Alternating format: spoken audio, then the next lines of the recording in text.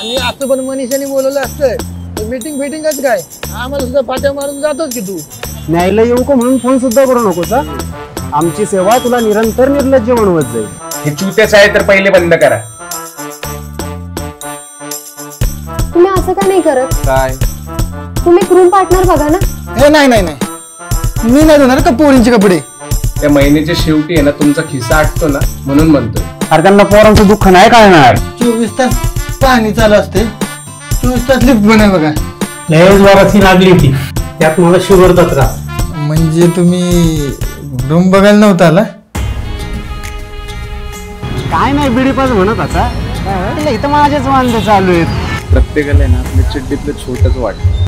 हे यार कधी यायचा तुझा कवी. का जरा गाणी ऐकायची का. एकतरी कवी लेखक जरा हलक्या मनाचे असतात. समुद्र आमच्या डोळ्यातला आटून गेला सारा छप्पर डोक्यावरचे.